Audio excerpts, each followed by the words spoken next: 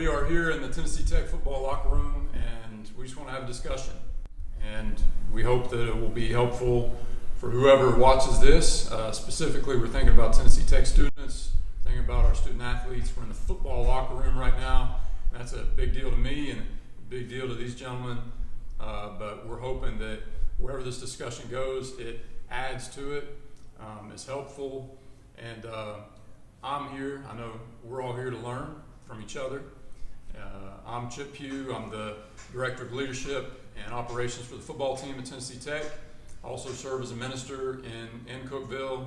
And so this conversation is really important to me with all those I'm in touch with. Dr. Rob is here with Tennessee Tech. He's also a minister as well. He's Vice President for Student Affairs at Tennessee Tech and just a solid man. I'm thankful to be able to sit and hang out with him anytime. Trace Lee works with FCA on the campus of Tennessee Tech.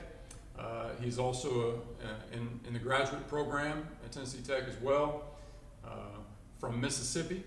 Yeah, 662 to be exact. Oh, okay, got you. And let's just see where this goes. Let's just see where this goes. Yeah. So obviously things are heavy right now. Sure. Nothing new in the sense of the turmoil in the world. It is not new. This is something that's been going on for a long time, but it's hit hard right now with the most recent events, the death of George Floyd this past few days or week, Ahmaud Arbery. Just crazy stuff that's happened, and we just thought we need to talk about this. And I want to hear what's going through y'all's heads, what's going through your mind, your heart, what you've been feeling. I'll just start with you, Dr. Rob.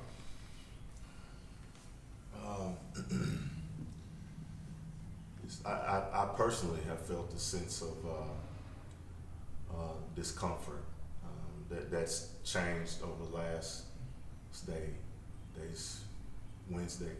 It's changed over the last 5 days, but I'm telling you, I shared this with our president, actually. Big shout out to Phil Oldham. He's a great man. That's right.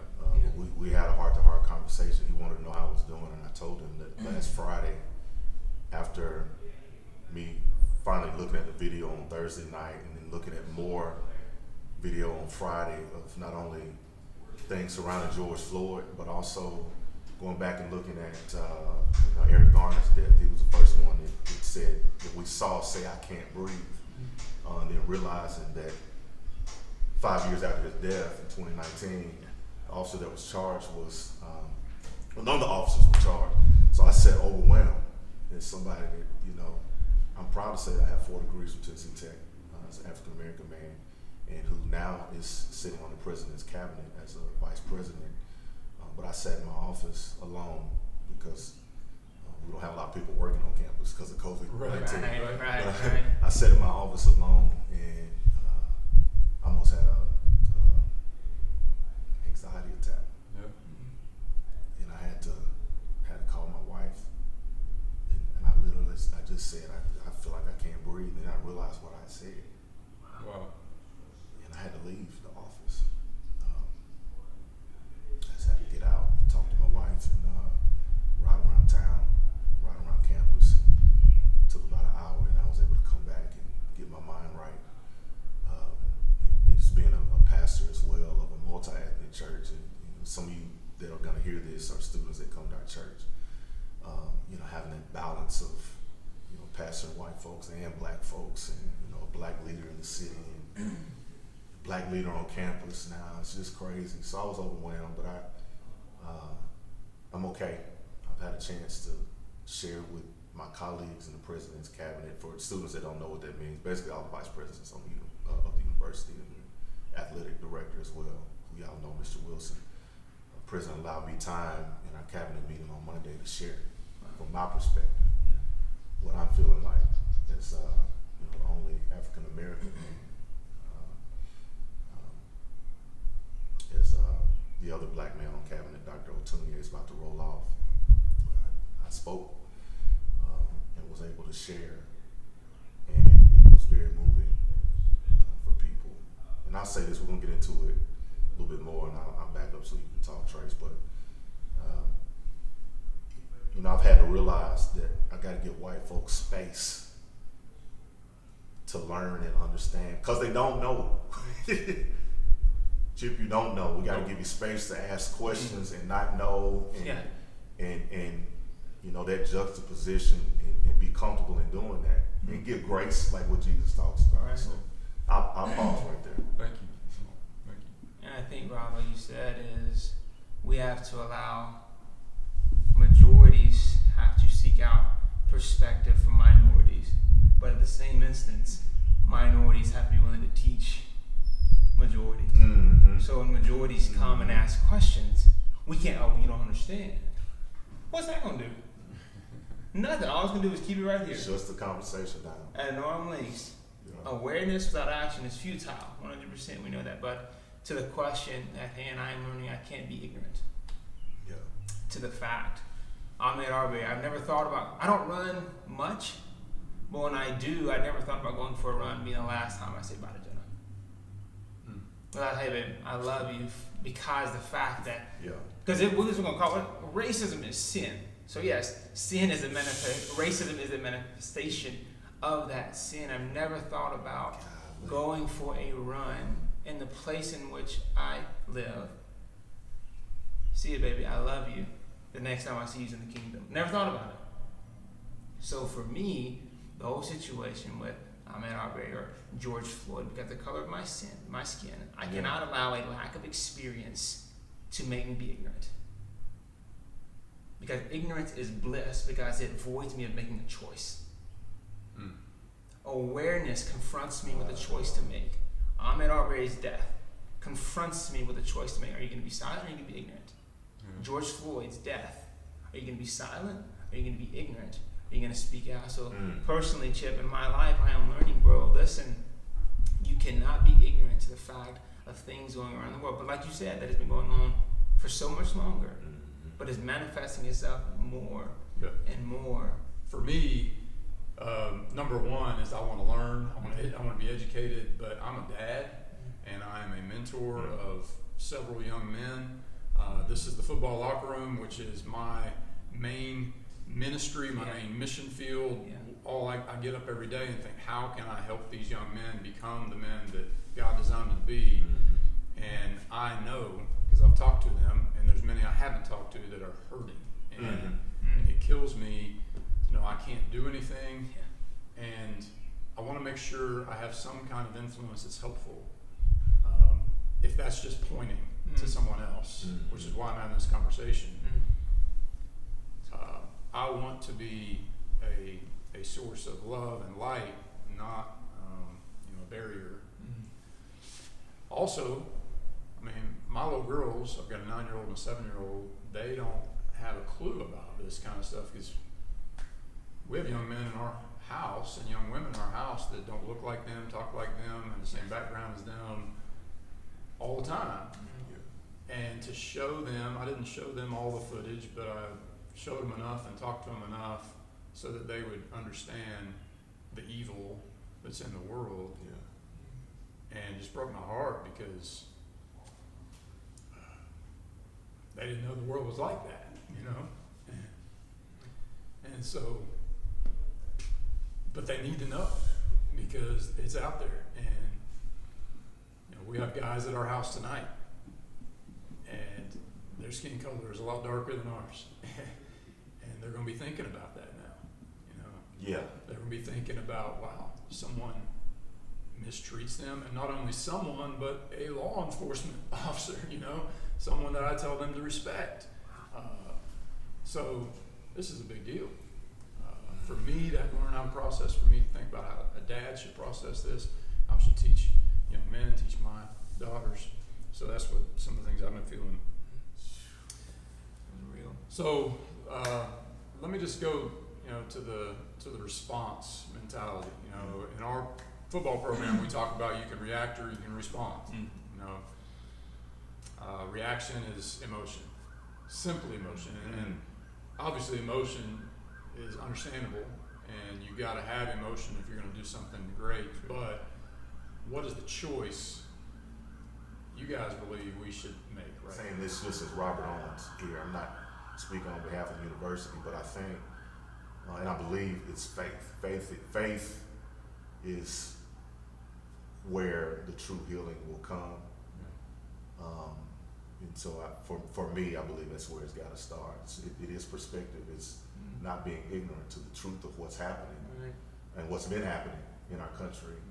I heard somebody say earlier for 400 years. But there's also a faith aspect. 100%. Yeah. 100%. Like you said, without Jesus, like, what is this life? In my own life. And so I have to ask myself the question, like, okay, am I willing to seek perspective, but am I willing to put myself in positions where I am the minority? Like, are we seeking positions like you right now, right? You're speaking, that's good. You are seeking to put yourself in the shoes of being a minority. Because here's the reality.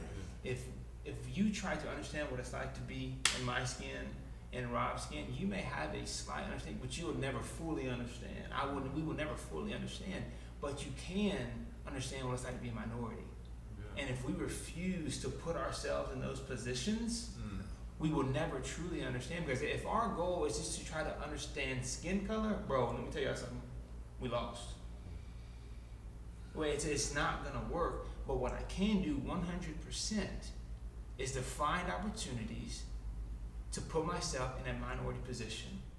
You know, and so I guess my response ultimately is it takes us being out of our comfort zone and doing something different. You know, we planted a church that I thought was going to be an all-black church. We had a bunch of black tech students and a lot of other young minorities from the community.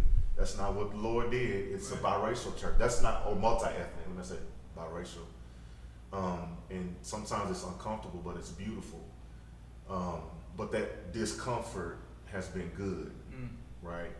We could have easily done things a little bit differently and it ended up being an all-black church or whatever, but that's not what the Lord called us to. So I think there's a level of discomfort that we got to have. And like you said, discomfort and preference, unequally yoked. They don't go together. No, they don't. But for me, in my own What do you mean by that? What I mean is, I don't prefer to be uncomfortable.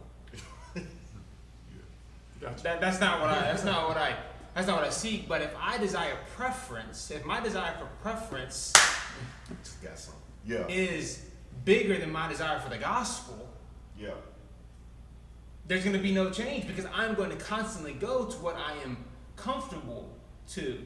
That's why I have to allow the gospel to filter my thoughts, not my preferences. But when I clapped my hands when you were talking, the analogy that came to me, because I know a lot of student athletes are gonna get this. When you talked about preference and comfort, they're unequally yoked, like they don't balance out.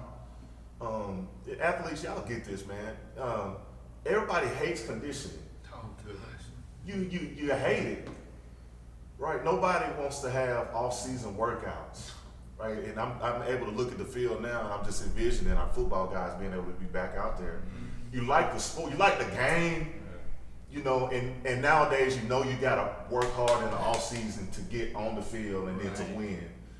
But like there's a discomfort that you are not gonna choose. Well, it's the same thing in this life that we're living, and particularly right now as we try to navigate this race thing, this sin issue. We're all gonna have to be uncomfortable, and we're gonna have to choose it. It's gonna have to become our preference, right? If we're gonna move together, right? Yes. We're gonna have to make ourselves leave and unite. The white churches and the black churches, we're gonna have to come together right now. We ain't gonna have no choice. White leadership, black leadership is gonna have to come together. And for me, to stay with the analogy, as an athlete that trains and that continue to train, that first little bit, I mean, it's uncomfortable, but you get to the point where you become more comfortable with being uncomfortable. So true. You know what I'm saying? So true. Like you do. You like stop. It bothers me now if I don't work out. And I worked out this morning. It bothers me. So I am uncomfortable with not working out now. And what happened to me, I told you all about this earlier, like when I entered the college football locker room at Ohio University. Yeah. And I came from Appalachia, West Virginia, and I come into that locker room and I am the minority. A white guy was a minority in that locker room. And it was so good.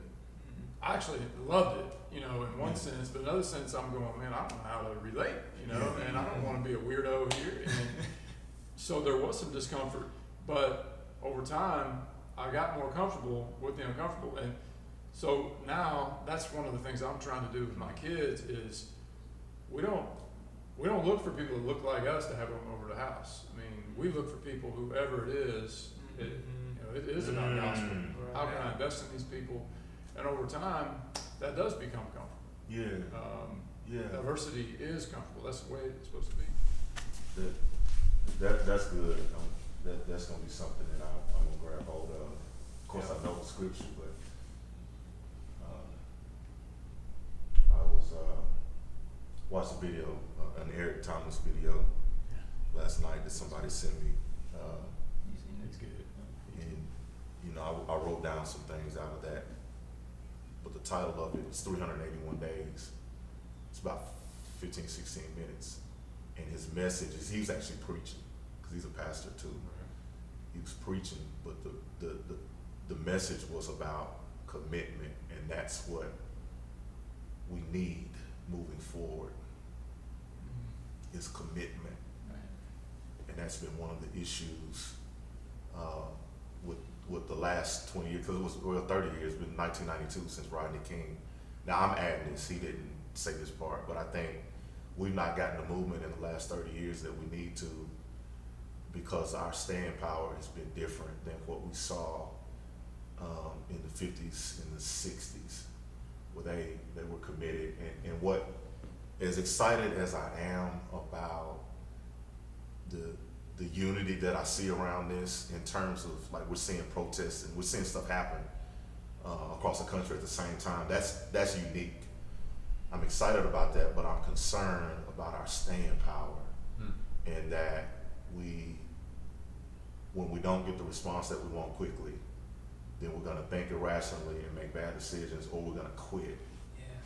Yeah. And I'm just, what's resonating with me is Eric Thomas saying commitment, and talking about Jesus, commitment, and then that now it's all coming together, man. Well, you know, this verse means a lot to us in our football team. We talk about it a lot. So I'm not going to grow weary in doing good, for in due season we will reap a reward. So I've got to keep my eyes on the reward, not on the current circumstances. The current circumstances will make me make terrible decisions right now, emotional decisions where I react and I don't respond, and also just quit. You know, well, what's the point? You know, nobody's listening. It keeps happening because there's going to be something. I don't want it to be, but there is going to be another one, probably in the next several days. I don't know, and it's going to be boom. Here it is again, and so the frustration is there, and rightfully so. I mean, that's emotion. We're human beings. Right. Yeah. So that's why a verse like that, that's why that's ancient wisdom, 2,000 years old, that still works today, is don't grow weary. Don't become weary in doing good. So that is so huge for me. I have not thought about that in this context, is staying the course, staying committed, being consistent, and I'm in. I'm going to do that. I'm in. I have more information now. I have more ability, more education to take one more step, and I will walk with my guys. I'll walk with you guys. I will do whatever I can to help. I will screw things up along the way. I don't have any doubt, but I'll keep getting back up. We want you guys to know that we love you. We care about you. That's why we did this. If there's anything we can do right now, we want you to contact us. Even if you just want to talk, you just want to hang out, you just want us to listen, we'd love to do it. And we encourage you to reach out to each other, be there for each other. Look forward to seeing you real soon. Love you guys.